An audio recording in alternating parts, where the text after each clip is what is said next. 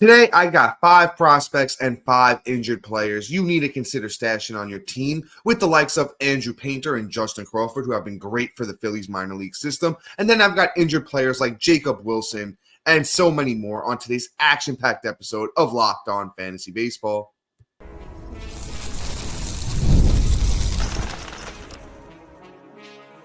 You are Locked On Fantasy Baseball, your daily fantasy baseball podcast. Part of the Locked On Podcast Network, your team every day. Hello, fantasy baseball fanatics, and welcome to the Locked On Fantasy Baseball podcast, brought to you by the Locked On Podcast Network, your team every day. As always, we're your number one source of fantasy baseball knowledge, and thank you for making us your first listen each and every day. I'm your host, Dominick Martino, riding solo today, as you can see if you're watching on YouTube. And if you are watching on YouTube and you haven't already, hit that little bell below. It's going to subscribe you to the channel and give you notification every time we drop a new episode. Or if you're listening on the audio side of things, once again, please make sure you subscribe. And if you're listening on a platform like Apple or Spotify that allows 5-star ratings and reviews, we would really appreciate it if you do that for us as well. And lastly, but what's most important, helping you guys win your fantasy baseball league this year, join Matt and I on the Insiders Track. Through the Insiders Track, you're going to get those instant prospect notifications when these next group of big name prospects get called up. And then when we do our waiver wire rankings episodes, we will rank those players for you and tell you how you should prioritize them when you're going to pick them up. And guys, it's going to be that little secret weapon when everyone else is getting ready for football. That's going to help you win your league. So join Matt and I on the Insiders Track. The link is in the bio wherever you're listening, watching, and it's available on any of our social media platforms. And this episode is brought to you by Monarch Money. Take control of your finances with Monarch Money. Use the code LOCKEDONMLB at monarchmoney.com for 50% off your first year. And all right, guys, let's get into it. You know, the routine around here. And if you don't, we do prospects and injured players this time of the week, right? And got a nice little mix of, prospects, couple we haven't spoke about in a while. And then, some we haven't spoken about at all. And then with injured players, some new guys going on the IL. So we have new names to stash. So let me not hold back anymore. Let's talk about the first prospect of today's episode.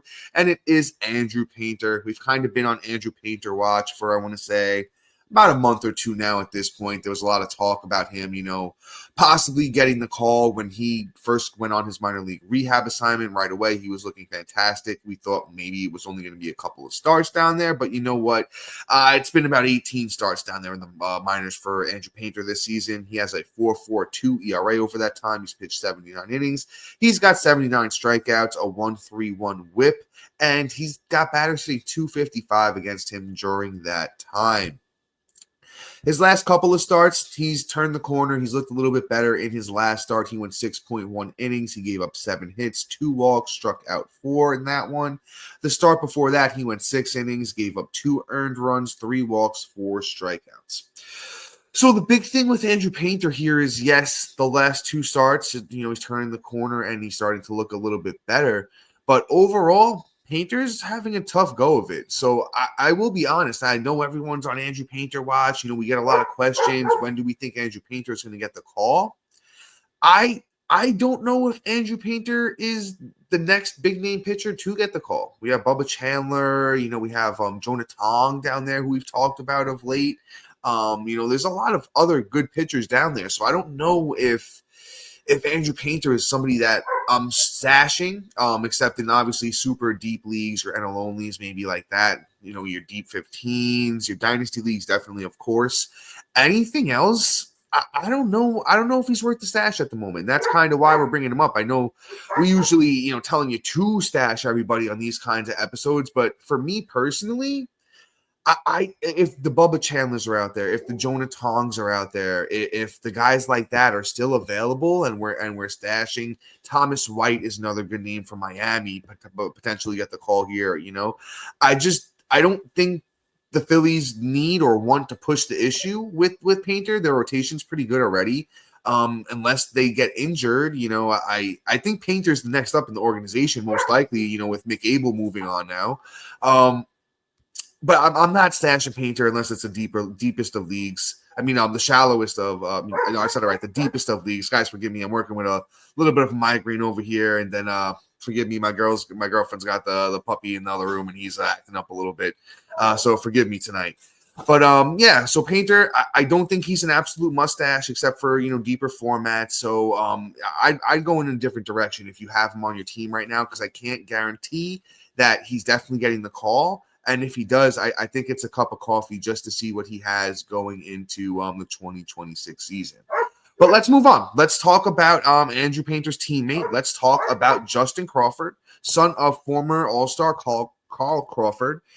Justin Crawford's been a big riser over the past couple of years in the prospect community. He's up to the 44th prospect in all of baseball, according to MLB.com. Painter's top 10, by the way, in case anyone was wondering. But Justin Crawford has been a animal the last 3 years in the minors, hitting over 313 in all of those years, hitting 326 this year, and that's in AAA for Justin Crawford. 87 games played, 61 runs, 19 doubles, 3 triples, 3 homers, 31 RBIs, 49 walks, 71 strikeouts, and 34 steals. So this man's a speed demon. He's super fast, 75 grade speed on the 20 to 80 prospect grade scale. So this kid's got elite speed, kind of think prime D Gordon-ish. So, you're going to get a bunch of speed, very tiny little bit of pop. He did hit 9 homers in 110 games last year. So a little bit more pop than D Gordon, but not much. But very much is close to as fast. Definitely going to score some runs. The thing is, where are the Phillies going to throw him out there, right? The young kid like this that's hitting like the way he is down in the minors, I think he'd be a nice injection into that Phillies lineup. And then, hey, listen, if he gets the call for us fantasy players, he's going to be pretty good, especially in this Phillies lineup, right? So the outfield right now, it's Castellanos, Marsh, and Kepler. If they wanted to, throw a bat in there, that's going to give them more than any of the 3 are giving them so far this season, to be honest with you. I think Crawford could be that guy. It just really depends on what the Phillies want to do. Not a mustache, but definitely in your shallower leagues where, you got 5 outfielders, situations like that, I'd consider it. Just to see, if the Phillies want to, give that little extra bang into their lineup. I wouldn't be shocked if we see someone like Justin Crawford at least get a nice little cup of coffee here down the stretch. And, once again, if the Phillies want to see what they got, they have 2 top prospects sitting down there that we just talked about. So let's see what they do. All right, let's move on to this next guy. I think he's officially lost his prospect eligibility, but we're still rocking with him on the show today. It's Kristian Campbell of those Boston Red Sox. And listen, Campbell came up this year, made the team, just was like a house on fire, actually, at the beginning when he first got, at the beginning of the year. Then struggled mightily for about 2 months and got sent back down. But Campbell's on the right track. He's been really good. I had checked a couple of days ago, and it was like 17 games. He was hitting 278, bunch of home runs, was looking really, really good. Let me see if I can find that stat for you again. Actually, but let's do this. Kristian Campbell's last 7 games in the minors, it's 31 plate appearances. He's hitting 481, 5 strikeouts, 4 walks. He's actually just been literally on fire. So with Boston, being in the position they're in, right, it makes sense for them to call a kid like Campbell back up and get him back in the lineup. He doesn't really have a lot to prove at AAA. Campbell's 16% owned on Yahoo. He has 2nd in outfield eligibility. For me personally, Campbell might be one of the biggest names, biggest minor league players to stash at the moment. A lot of upside here. He was arguably like a top 5-ish prospect coming into the year. Has a great hit tool, can hit for power, has speed in that bat. If he gets into a good spot in this Boston Red Sox lineup, I know the Red Sox had him leading off at a certain point when he was, doing great in the first month of the season. So if Campbell can get that going, man, kind of sky's the limit. He's still super young, so we're not going to knock him for, struggling for a couple of months in his first, year in the majors. But honestly, at the moment, the Red Sox have Abraham Toro at first. Campbell's an improvement there. Rafi's at 2nd, so they're not going to put him back at 2nd because his defense isn't really that good anyway out there at 2nd anyway. And then the outfield's Abreu, Duran, and Anthony, so I don't really see him being thrown in the outfield.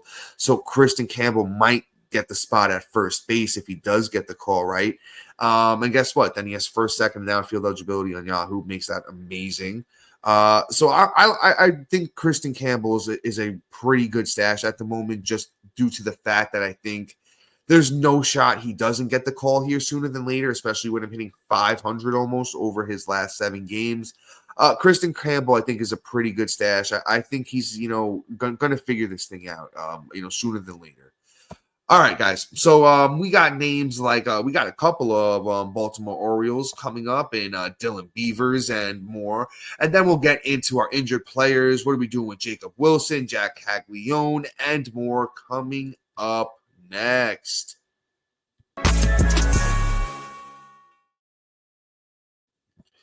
And all right, guys, I got to talk to you about my friends over at Game Day Hue.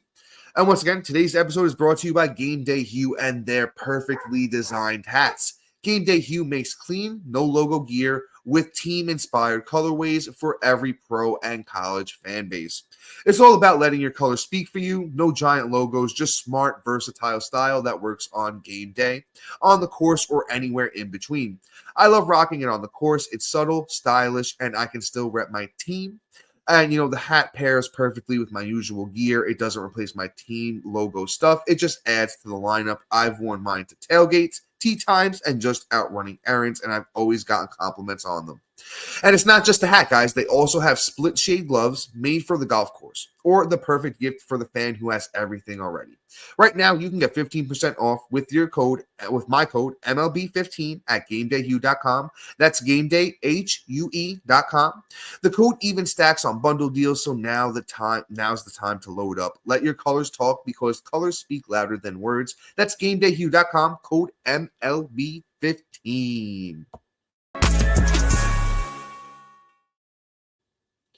And all right, guys, before we jump back into it, just want to mention the insider track one more time. I keep saying it because I know I'm a victim of it too. Fantasy football's around the corner. We're all, getting excited. We're, rankings, and we're starting to watch some fantasy football podcasts. And listen, Locked On has a great one, so you're going to want to check that out too.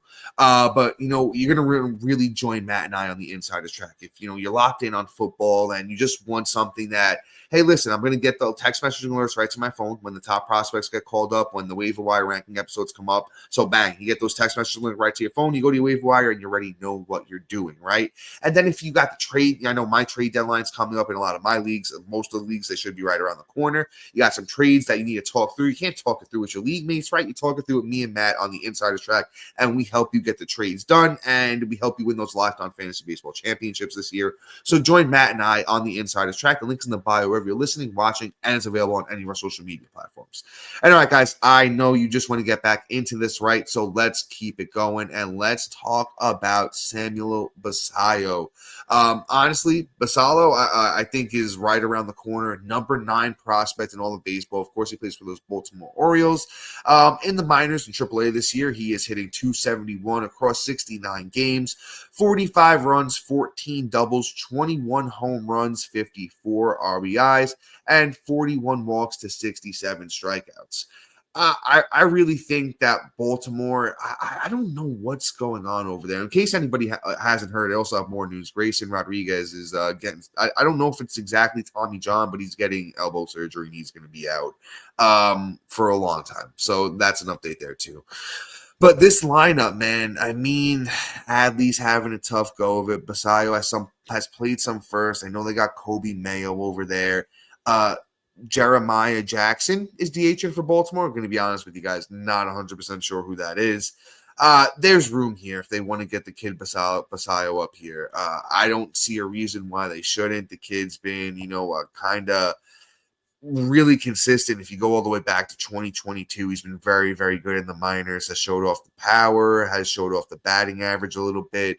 And he's a big boy, 6'4", 190, got a nice little frame on him, has plus power, will play over there even in a park like Baltimore.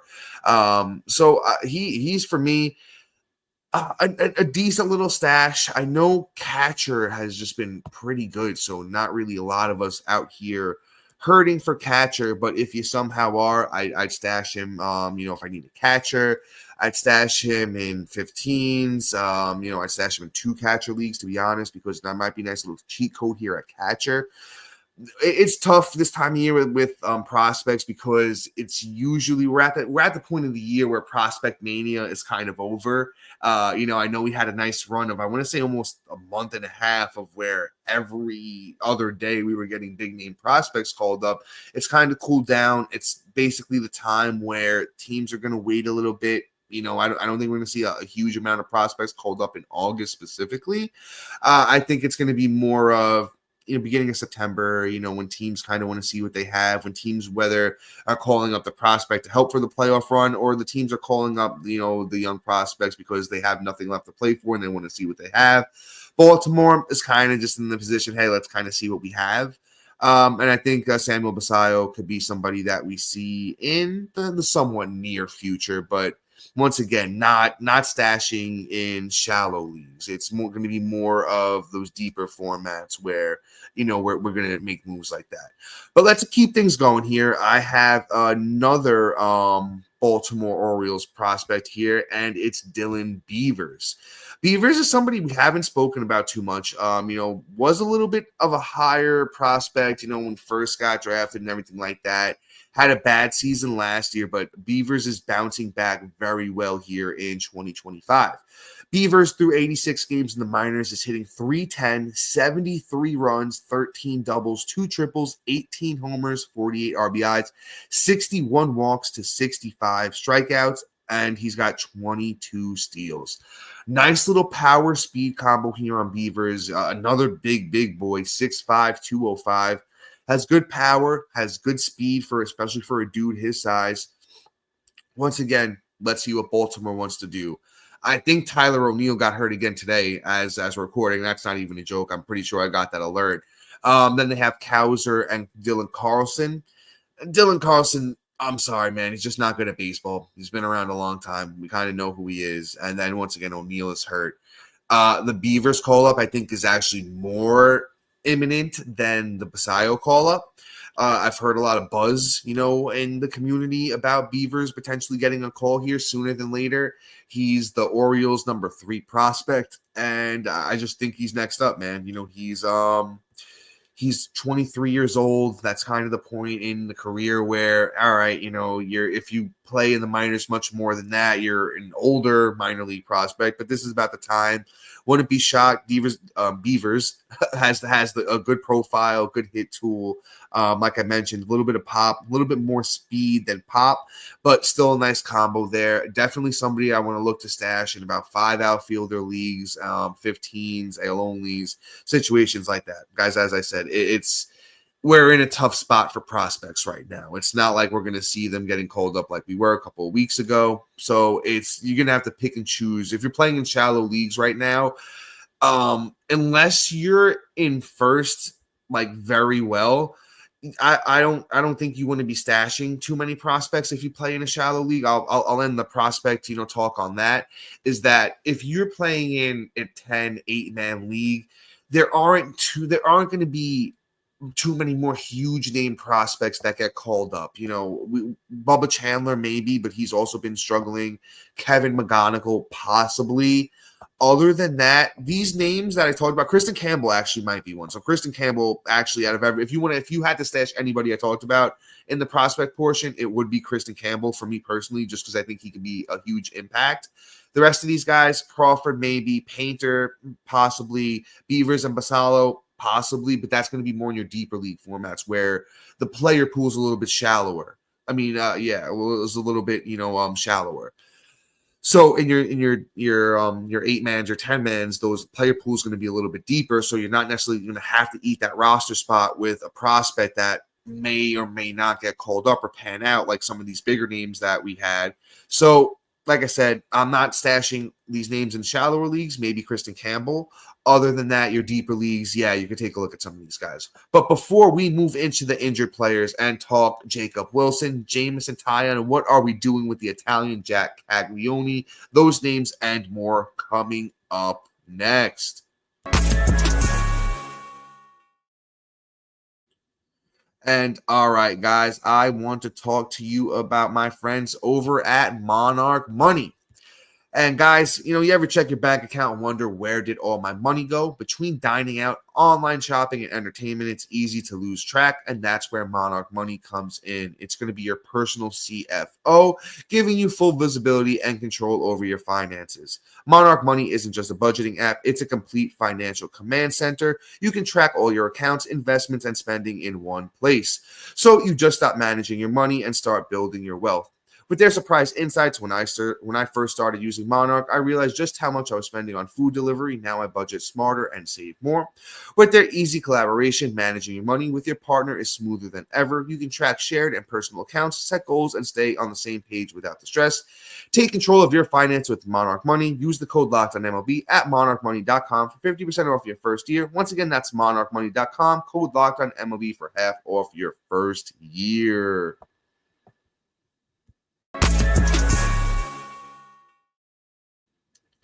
And all right, guys, let's keep things pushing. Let's talk about some injured players that you could possibly stash on your teams. And let's start with Jacob Wilson of those Athletics. Man, Wilson was on a tear. Wilson was looking really, really good. Got banged up, has the forearm issue going on. He started playing catch. Hasn't been here for hitting progression, right? So it's been about 2 weeks since he's been down with the forearm issue. Not a clear timeline of when he's going to be back yet, but it's good news to hear that he's up playing catch, starting to push things in the right direction. Maybe it's another 2 weeks for Wilson. Wilson's down to 59% owned on Yahoo, and I actually think that's going to drop more. So me personally, if I need the batting average help, if I need the shortstop help, he's not blowing you away in really much any other category. The runs and RBIs are decent. They're decent. They're not great, but they're decent. 10 homers, 5 steals in a year for Wilson. That's through 94 games. I think Jacob Wilson's going to be somebody fun for next year, to be honest with you. I don't think he's going to come back, this year and be a world beater, but you know what? He's going to give you average, and he's going to be a contributor to your fantasy baseball team. He's definitely not going to hurt you at all. If you're fortunate enough to have IL spots at this point in the year, man, I know I don't have any IL spots in most of my leagues. But Jacob Wilson is a nice little stash. I like what he's done on the season, and a lot of the underlying stuff backs up what Jacob Wilson has done. So at 59% owned on Yahoo, and I think a number that's going to continue to fall, Jacob Wilson of the Athletics is a nice little stash. But let's keep things pushing. Let's talk about Jameson Taillon, right? Jameson Taillon of the Chicago Cubs, starting pitcher. Another guy, once again, down on the IL, because that's what we're talking about here. He's got the calf issue going on. Struggled in his last rehab start that came on Sunday in AAA. He struck out 1, allowed 7 earned runs. Wow, that was bad. 7 hits in 3 innings. Listen, it's just good to see him get back out there. We know who Jameson Taillon is at this point in his career. It's going to be a high 3s to low 4s ERA. The whip is always going to be good. He's going to be under that K per 9, and he's going to win games because he's with the Chicago Cubs. I'm not looking at that rehab outing and thinking anything of it with a guy like this.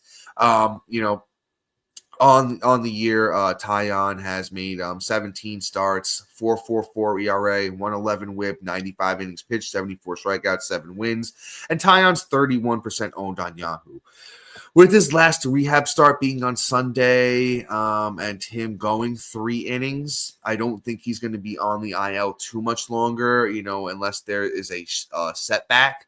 So I'd expect Taillon to be back, the end of next week, or the beginning of next week, or potentially the end of this week, depending on how things line up for Taillon. But I'd expect Taillon to be back sooner than later. So if you're in a deep league, and you just kind of need somebody to stash because you want to get some decent results, it's definitely going to be a good whip and some wins for Taillon, right? The ERA will be questionable from start to start, and he's never going to give you that K per 9, but he's still a very serviceable starting pitcher, especially in your 15s, even in deep 12-man league. If you're very competitive in the pitching department, like I know some of my leagues are, Jameson Taillon is a nice little stash because you at least know he's going to be consistently inconsistent in the sense of, like I said, the ERA is going to vary on a start-to-start basis, but at least you know he's not going to kill you in control, and you'll also be able to pull out some wins. So you're not going to be too bad on that front, right? But let's keep things pushing here, and let's talk about the Italian stallion, Jack Caglianone, right? Now, Caglianone was like a top 5 prospect before he got the call this year, and he had a little bit of a struggle of it. Listen, not everybody's going to come up and be Nick Kurtz. So 20% owned for Caglianone on Yahoo. Plays first and outfield for the Royals.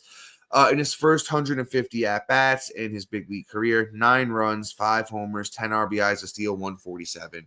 But if we remember correct, Nick Kurtz had his ups and downs too. I don't know if Caglianone's going to live up to that hype once again, but there's a lot of power in this bat. And I'm telling you, I really, really think the comp for Caglianone is going to be an Adam Dunn. I think he's going to be a 220 to 240 guy who's going to have 40 home run upside with a lot of RBIs. But I don't know if the batting average ever lives up to the hype with a guy like Caglianone.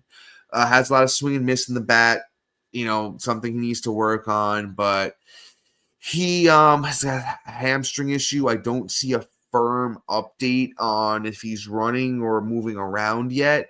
But listen, a kid that was a top 5 prospect, 20% owned on Yahoo. He's out there in a lot of leagues. So it's not like, you're paying a lot for him. It's just a pickup off the waiver wire in most formats. AL onlys, it's definitely a nice little sneaky ad to get some power into your lineup down the stretch if Caglianone makes it back before the end of the season, which I think he will. He's a young kid. They usually recover pretty quick. And, let's see if he could bounce back from this hamstring strain. But, there was a reason for, the prospect pedigree. He has had, big seasons down in the minors with batting average and lots of power. So, once again, if you're looking for someone that can contribute some power, and he was doing okay before he got hurt. He had back-to-back home run games on July 8th and July 9th, and then he homered again on the 21st. So he was starting to show off that power a little bit here and there, and he had a nice little 3 or 4 game hit streak before he got hurt too.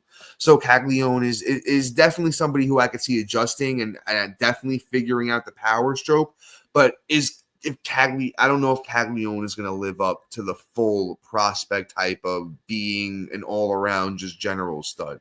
So definitely pick him up and stash him in AL onlys, 15s, deep 12s, and situations like that. Anything shallower, I'm probably holding out still. But let's move on. Let's get us another starting pitcher in here. Let's do my boy Cristian Javier. And man, I was a huge fan of Javier a couple of years ago, and you know what? He didn't figure it out. That transition from reliever to starter didn't last more than about a season. But it looks like Joe Espada, the manager of the Astros, said he is actually starting here Tuesday as I'm recording. The start probably already happened, but his last rehab start, he threw 64 pitches over 3.1 innings. That was his 4th rehab start on July 31st. So like I said, he's got the one more coming up, and that could be it. So we could see Javier this weekend or early next week. So it's kind of if you want somebody that's coming right back right now, Cristian Javier is literally around the corner. Let's look at what Javier has been doing in these rehab starts as a total here. If you bear with me a second, I'm going to grab those numbers because sometimes my laptop doesn't always want to work with me. But all right, so let's see the minors here this season. Mr. Cristian Javier. Actually, he's gone through a few different levels, so I got to combine this. His last one was in Double-A. So let's see here. Javier, actually, he hasn't been great. I'm not going to lie to you guys. 4 starts, a 6.10 ERA, 10 innings pitched, 9 strikeouts, a 1.83 whip. So I think we're going to leave this to 15s and AL only strictly, and anything deeper than that, because Javier wasn't good last time we saw him. Could recapture some of that old magic from the 2022 season that I talked about, his first season with the rotation pretty much full time. So this one's a deep league play. So guys, that's going to be all for today. Please, shout out to our everydayers and new listeners for making Locked On Fantasy Baseball your first listen each and every day. And then for your second listen, check out the all-new Locked On MLB Game Night. Every game, every night, all season long. Get local analysis on a national scale. Find MLB Game Night on Locked On MLB on YouTube, wherever you listen to your podcast. But guys, always appreciate you guys, locking on with us and, letting us be able to do this. We appreciate each and every one of you. So guys, until next time, see ya.